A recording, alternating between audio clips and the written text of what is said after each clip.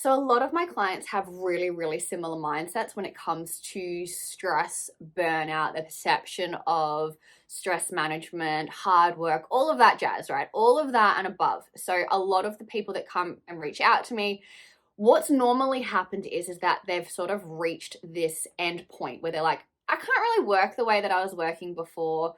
My physical health is in the toilet and I am not functioning at a level that I was functioning at. Can you help me get back to where I was? And that's essentially how most people reach out to me. They're like, I was really high flying, I was doing really well, but now I'm just not working at the level that I was working at before. And so they're just trying to just dig back to where they were. Now, I'll never forget one of my first clients, Ryan. I absolutely loved working with Ryan, but he ticked all of those boxes. When he reached out to me, he was a sales director of a company. He was working crazy hours, like at minimum, he was working 12 hours a day. He was working on his days off. Things were just absolutely crazy for him. And, he was extremely successful. He'd had an extremely successful career, but he reached out to me because he's like, hey, Katie, you wrote something the other day on LinkedIn about gut health. And I actually have really bad gut health and it's starting to impact the way that I work and it's impacting sort of like my mental health as well. And so I jumped on a call with him and we had a really good conversation. And pretty much his mindset around stress was, no, I have to outwork my competitor. I have to work long hours if I have to put more hours in just so I can get those sales across the line so my team can get their sales across the line. He was honestly sacrificing his physical health, his mental health, and his emotional health just to make sure that he could be successful. So one of the things that we had to get right with this client, with Ryan, was we had to help him with his physical health. That was the first thing that he reached out to me about. So at this stage, he had spent, probably very similar to me, he'd spent so much money on just trying to figure out what's wrong with his gut health. He'd seen, I think it was something like 17 doctors or something like that, trying to figure out what's wrong with his gut health. So the first thing that we focused on was just helping him digest food, just helping him get enough energy, just helping his physical well-being just to get restored, because at this stage he was also just really struggling with fatigue and just generally just not feeling well.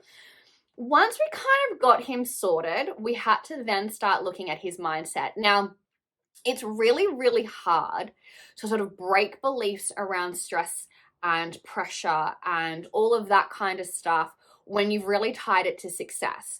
So something that a lot of my clients have done, and something that Ryan had also effectively done, was that he had associated working really well under pressure and really under stressful situations and achieving success.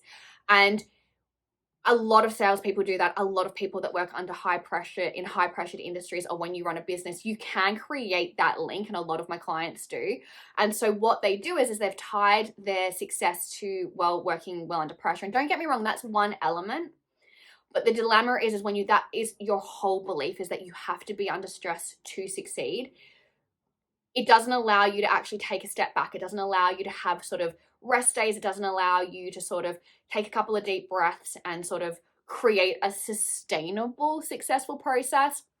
And so we had to spend months trying to break that down. The first thing that we had to do is help Ryan understand what stress felt like, what it looked like, and how he reacted to it, like his own, unique relationship with stress, and start helping him understand the early signs of what stress looked like to him, so we could prevent stress from hijacking him later down the track. So when we're talking about stress hijacking you, we're looking at how it hijacks your physical health, how it can create that really negative self-talk, how it can sort of end up limiting you and preventing you from being able to show up as what authentic self is you want to as well. So we had to learn all those really early warning signs. And so that's something that we had to spend quite a few months sort of undoing a lot of the things that he learned and rebuilding up new ways to be able to help him recognize his own stress management.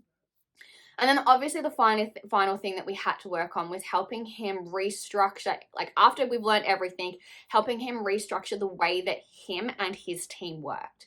Because at the end of the day, when you are a manager, or if you are a manager of people, or you're an owner of a business, your beliefs and your behaviors sort of have a trickle down effect. So it's like saying to somebody, I don't expect you to work late in the evening, but then sending that person a email at like, 1 in the morning. Like, it doesn't sort of bode well in that way. So helping him restructure his processes and helping him restructure how he worked with his team, just so he didn't sort of fall back into old habits. Now, fast forward a few years, Ryan ended up moving on from actually the job that he was in, and he's now created his own business, which is so amazing. Like, he actually created it during COVID, which was just insane. So it was amazing that he was able to do it. So now Ryan is able to work semi part-time, which is pretty cool. He is super successful. He's built a £1 million business, which is amazing, and I was so privileged to be a part of helping him build that with him and helping him create the processes for that. Obviously, he did all the hard work, but it was just nice to be there to sort of support him during that.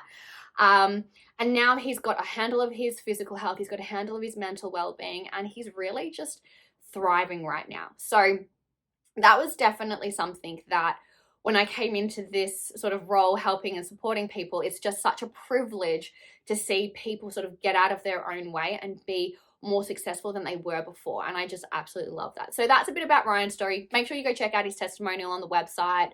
But if this is something that has resonated with you, I would love to hear from you. So please feel free to reach out to me. Please feel free to ask some questions.